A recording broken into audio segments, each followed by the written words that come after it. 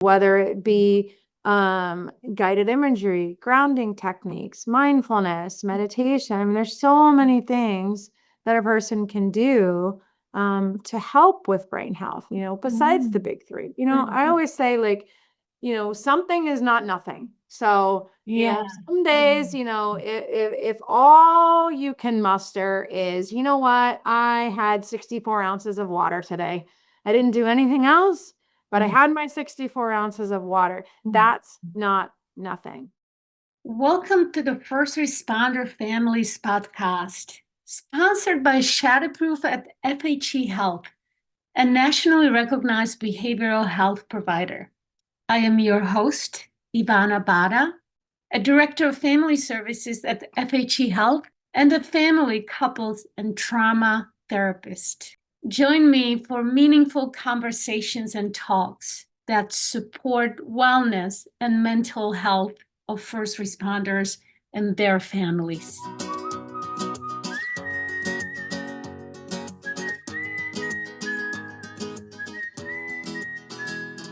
Hello, first responder families. Thank you for tuning in. Today, we will have a great conversation with Dr. Bishop on neurorehabilitation. Welcome, Dr. Bishop. I'm so happy to have you here. Hi, thank you. Dr. Bishop has extensive experience in neurorehabilitation and neuroscience-based therapies, and she is our licensed psychologist at FHE Health and is very passionate working with first responders at Shadowproof program at FHE Health. So great to have you here. I'm happy to be here. Yeah. So I would like us to make it simple for listeners to understand the value of neurorehabilitation, especially for first responders and their brains. So what is neurorehabilitation and how it can speed up recovery for first responders? Sure. And I think it can be confusing for a lot of people at first because there's all these different terms thrown around, and some of them are the same and some of them are different. So just the term neurorehabilitation, that's a pretty broad umbrella term. Okay. And in essence, neurorehabilitation means any treatment done to the brain in order to help it work better. There's a lot of different kinds of neurorehabilitation. Electroconvulsive therapy is a form of neurorehabilitation. Electroshock therapy is an FDA approved treatment for depression. However, it is pretty strong. And when we talk about the types of neurostimulation and neurotreatment interventions done at FHE, just for comparison, electroshock therapy is over 40,000 times stronger than what we do. So this is not shock therapy. Okay, good. Yes. So, the type of neurorehabilitation that we do here is called neurofield neurostimulation. It has grown out of neurofeedback. Neurofeedback is another form of treatment that we offer here. But I think we'll get more into the neurostimulation in a few moments. But, neurotherapy is like physical therapy for the brain. It helps the brain to function better by giving the brain the resources that it needs to heal itself. Okay. So the neurotherapy it's training in self-regulation. Okay. The neurostimulation interventions, they target dysregulations in your brain that can contribute to different mental health symptoms. And those symptoms and behaviors that are involved in substance misuse as well. Okay. So by giving the brain the resources that it needs to improve, right, and helping to train it to function more efficiently, okay, we can help the dysregulations in brainwave activity and thereby help the symptoms of those brain dysregulations. What I'm catching also here, if I am hearing you right, is that substance abuse may be for many people more like they are trying to find solution for the dysregulated brain. Absolutely. Oh, Absolutely. okay. Yeah. Good, good, good. That's how I explain also family members, to understand alcoholism also from that really like a brain dysfunction point of view. Right. It's twofold. We know the science of it, that addiction is a brain disease. We know that there are genetic components to it. Mhm. Aside from that, ask any first responder with an alcohol problem. They turned to alcohol to treat something, to help with something. Mhm. And guess Mhm. what? It worked. Yeah. Alcohol Yeah. worked, Mhm. until it didn't. Yeah. Yeah. True. True. Um, when the first responder with substance abuse and also trauma, what do you see, what do you expect to see on their so-called brain mapping? I'm very curious about that. What do you see in average situation? Well, everybody's different. That being Yeah. said, there are certain markers or there are certain things, that we see in brains of people with alcohol misuse. There are Mhm. certain things that we often see in those who have been subjected to a lot of adverse experiences, or Mhm. PTS, post traumatic stress.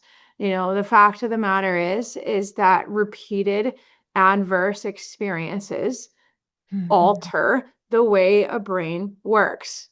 In what So it ways? it in essence it can injure a brain. You know, Uh-huh. the brain is adaptive. It is always the best doctor in the room.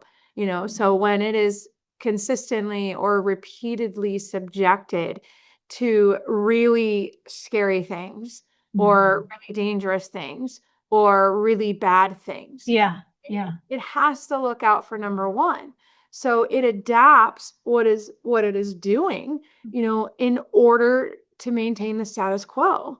The cumulative effect of that over time, however, is that this nervous system gets stuck.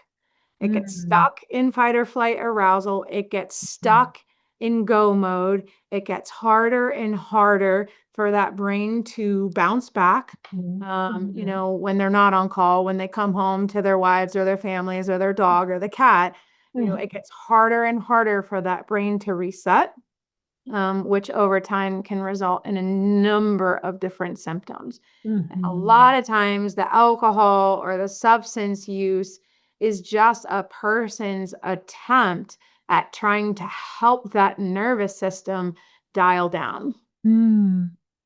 This is huge, and I hope the listeners are digesting this. So this is like a communication between nervous system and brain, and then there are certain behaviors resulting from trying to um, deal with those symptoms. Yeah, Yeah, exactly. yeah. I wonder, could you tell a little bit more about that brain mapping? What it is, and does that scare sometimes some people, like someone is going to look into their brains? Brain? Absolutely. I say I I either don't want to know or I don't want you to be reading my thoughts. Mm. And we're not quite there yet. We're not quite to the ability of reading somebody's specific thoughts Mhm. um, yet.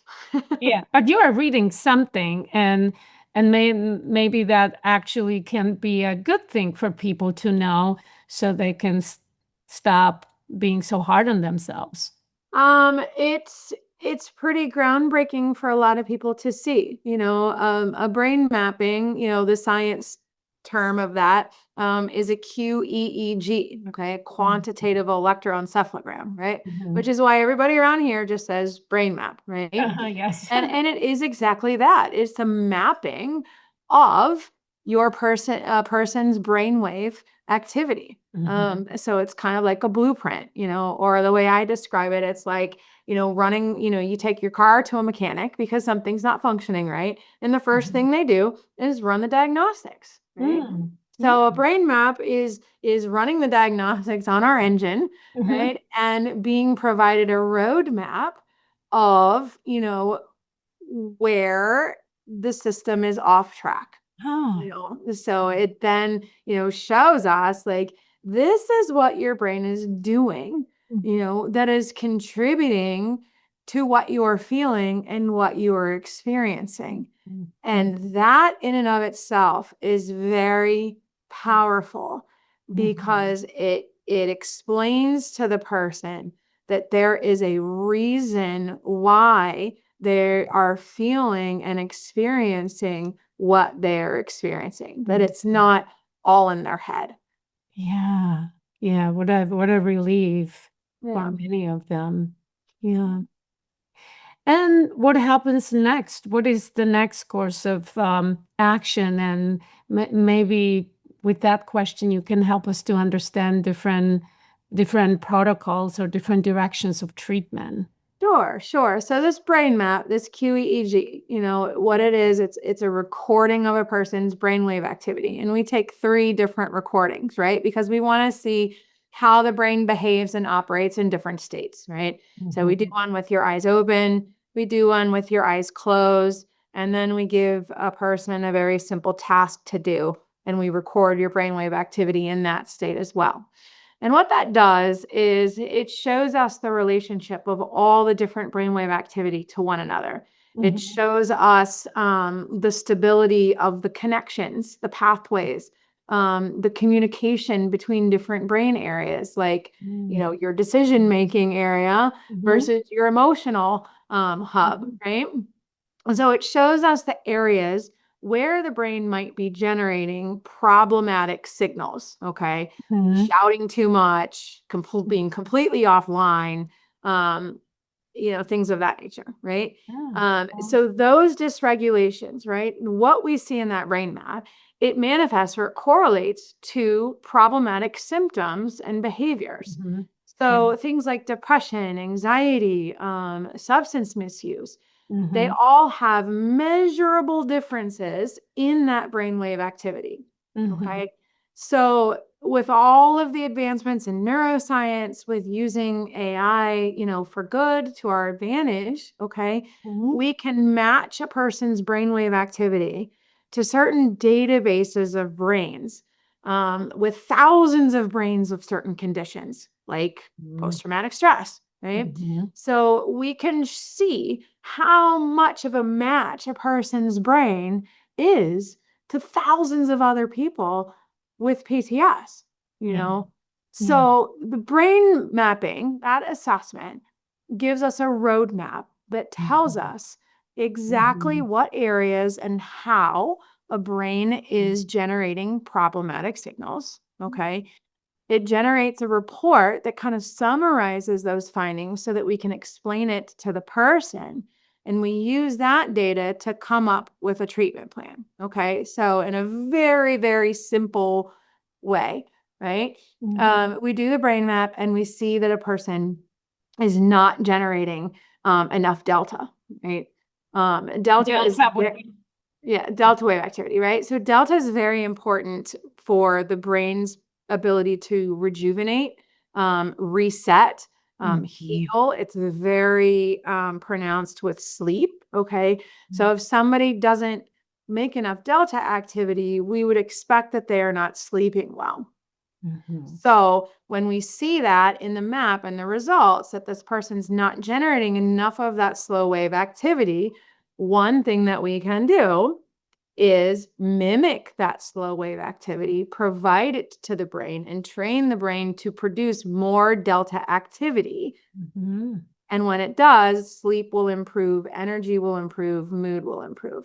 So that's Yeah. just one specific example. But the roadmap, the treatment plan is extremely individualized. We are all different. All of our brains are different, and we can't. I mean, we can, but you know, we want to treat that individual brain and the individual problems that it presents. Sure, sure. And for this particular example, with low delta activity, do you use neurostimulation, and how does that look like? So people have some idea.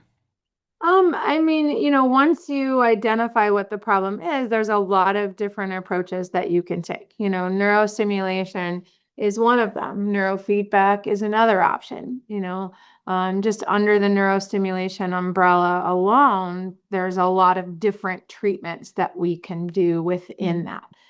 So we have a lot of different options, and we map out what may be best for the person. Yeah. How long does that treatment last in terms of per session and then per treatment? Well, sessions are usually 30 minutes of training time, plus, a little chat at the beginning, a little chat at the end. We are regularly tracking the symptoms that are a problem for the person. And so we assess the person's perception of those symptoms as we go along. Within about 5 neurotherapy sessions, within about 5 sessions, we're starting to notice, and the person is starting to notice, a significant, noticeable changes in sleep, anxiety, and if applicable, physiological cravings as well. Within 5 sessions, we're moving the needle. That's fantastic. Yeah. Yeah. I can see it in your eyes how proud you are, um to be part of such a groundbreaking modality. Yeah, I mean, with all of my traditional training as a psychologist, and my work with first with a lot of kids, with trauma, and then by default from family members into first responders, with trauma as well. I always felt limited. Talk therapy is vitally important, crucially important to learn the skills, and practice the skills, or what I call the software, right? Yeah. But oftentimes it's only going to take a person so far, because their nervous systems, their hardware is stuck in fight or flight arousal. And so, in years of, working with first responders, doing traditional talk therapy methods,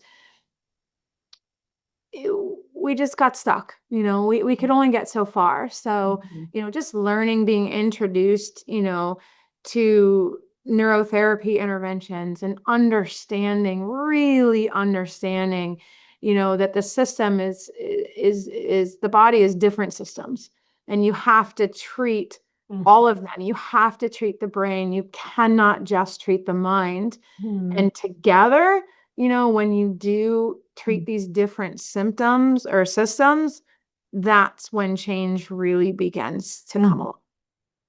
Yeah, I really believe that. Yeah. Yeah.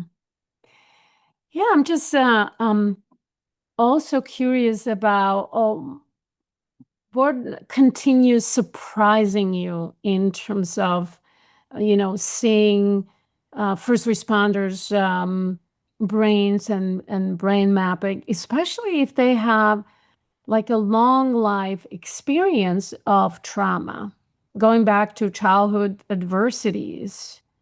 Is there something that continues to surprise you, and whether the mapping or the treatment and how it changes? Um, I mean, a lot of things surprise me. And if there's anything that I've been and trying to become comfortable with, is the speed at which we are learning about the brain. But, I would say, I don't know, it surprises me, but at the same time, it doesn't surprise me at all. With these, first responders is the the resilience, the Uh-huh. capacity, to change. And, from a person's own words about being stuck, for so long and feeling stuck and exhausted and overwhelmed and just walking through, that Charlie Brown tunnel where everything is like, for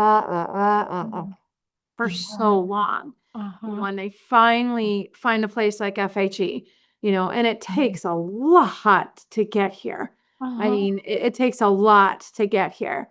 And they come and they start doing the work, and with all of the different interventions and the neurotherapy and targeting the brain, targeting the nervous system, together with all of these other interventions and the speed of which you start to see these guys come back online. Yeah, it's It's remarkable. It's yeah. remarkable. The brain's ability to heal, a person's capacity to heal, to adapt, to recover, Mhm. is amazing. They just need the right tools and the right support, and amazing things can happen. Mm. It's so resonating. I'm witnessing the same things, Yeah. Yeah. and it's yeah, it is just awesome. It's awesome. I know here at FHE Health we have also a biobed, and it can be utilized even between neurorehab sessions. Um, could you tell us a little bit more? What is the purpose of it? Sure, sure. So the biobed, right? Mhm. Is actually biofeedback. Okay. Mm. And more specifically, it is heart rate variability Mhm. biofeedback. Uh-huh. It uses rhythm, it uses specific frequencies, Mhm. along with vibration and physical sensations to help regulate the nervous system. So it works on the whole body, Mhm. using touch, sound, and internal awareness all at the same time. Mhm. And what would be in a simple language that heart rate variability? A heart rate variability is the difference in time between each heartbeat. Okay. Mhm. So the heart is a muscle. Okay. It's part of the nervous system that controls um, arousal, stress Mhm. response, Mhm. relaxation, emotional reactivity, right? So that when somebody is under duress or stressed, right, the Mhm. heart beats faster. Yeah. Okay. You become in sympathetic arousal. A number of things happen to the body, but the heart starts to beat faster. Mhm. When a person feels calm and safe, then the parasympathetic nervous system is the boss, right? And when that happens, the heart rate slows down. Okay. Mhm. So if heart rate variability looks at the difference in time between each heartbeat, okay, then heart rate variability is a sign of how flexible or adaptable the heart is in response to stressors. Mhm. Okay. So Mhm. we want that heart rate variability. We want that to be high. Okay. We want a heart to be able to change what it's doing, in response to what is needed. I see. I We see. can train that. We can train the body and the heart to increase its heart rate variability. Mhm. Yeah. Yeah. So that's very important. I have seen a lot of different products, on the market also helping with that. Yeah. How could not only first responders, but maybe even their families, how could they continue maintaining good brain health after the person is in a baseline, whether it's coming from outpatient treatment, neuro rehab, or they're coming from our program, Shatterproof? Do you have any like invitations or suggestions, how to continue to maintain a good brain health? Well, brain health is, better brain health. A lot of people will say that it's the big three: sleep, nutrition, Ah. exercise, and hydration. We have to realize that what we put in our bodies has an impact on our brain, our gut, and our system.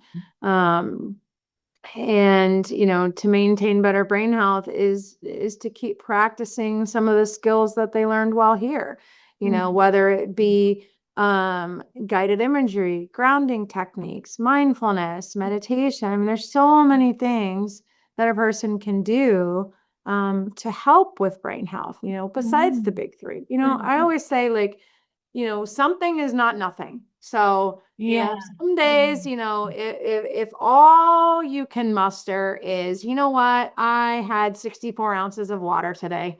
I didn't do anything else, but I had my 64 ounces of water. That's not nothing. Yeah. Yeah. Or I passed some of Twinkies today and I had a bowl of strawberries. That's doing something to try and maintain brain health. Yeah. And I'm so pleased that you are sharing this. It's about maintaining by practicing. Yes. Yeah, that the brain needs to continue be stretched in this optimal way. Yes. Yeah, because for first responders, trauma or exposure to trauma may continue as long they will be in that field. Correct. For a lot of these folks, they got to go back to work. And like you said, being exposed, to really gnarly stuff, like, that's not gonna stop. Okay. The difference is, and I use this analogy a lot, right? Usually when a person comes into FHE, their water level, they're right at the top, right? So imagine a big cup of water. It's filled to the brim, so it doesn't take much. You can put 2 drops of water into that cup, and when you're out of room, and you're going to spill, right? And a lot of the interventions, and the work and the support and the things that you learn and the neuro and the breath work and the family work, all of, and the coping skills and the grounding and the mindfulness, all of that together is lowering the water level. So that when you go back to work, you have some room. Your cup is not full, right? And then all of the work that when you go back to work, those tools that you use and practicing walking the walk and talking the talk and, not stuffing things where the sun don't shine and trying to eat better and all of that, that keeps the water level low, so that when a person does experience, an additional stressor, they're going to have room in their systems to process it. They will be better able to bounce back from that stressor, process through it, make the connections that they need to make, and take care of themselves, preventing it from, becoming a bigger problem as it has in the past. And flooded, right? It's in a Right. beautiful analogy to making space and Right. yeah. Yeah, you are doing amazing work out there at FHE Health, and your passion and your trust and your experience in it. It's just so valuable, so valuable. Yeah. I love what I do every day. It's an adventure every day. Yeah, it does show. And I want to say we get weekly emails from former clients, and they appreciate neurorehabilitation. It makes a big difference in their overall, rehab experience. Yeah, and I mean, a lot of times they don't totally get, exactly what happened or why, but that insight, they know that something in them has changed. Mhm. And they know that, when you can help the brain to work better and you can regulate the nervous system, that it's like a WD-40 for everything else. It makes everything else easier. Mhm. It makes the work easier to do. Yeah. And on the other side of families, Dr. Bishop, I can, in our support group, I get within 2 weeks or 3 weeks, spouses share the wins of, I could have a conversation with him, or he was more empathetic. And that's very regular report. So it does impact also loved ones at home. Yeah. Yep. In fact, most of the time, the loved ones and the family members start to notice changes before the actual person does too. So, yeah. Yeah. That makes sense. Yeah. Yeah. Yeah. Yeah. So as we are landing here with our conversation, I wanted to thank you for your dedication, for your hard work, and for bringing hope and sense of new beginnings and sense of possibilities, not only for first responders, but also their families. Thank you, Dr. Bishop. Absolutely. Thank you. Thank you for tuning in. The First Responder Families podcast is sponsored by Shadowproof at FHE Health, a specialized treatment program for first responders with mental health and/or substance use issues. For more information about our show and our services, check out FHEHealth.com. The podcast website also has a place where you can share your ideas or questions for future shows. If you are struggling, we want to help. Feel free to call us at 844-714-3403 or visit FHEHealth.com. We look forward to having you join us for our podcast next month. Until then, take care.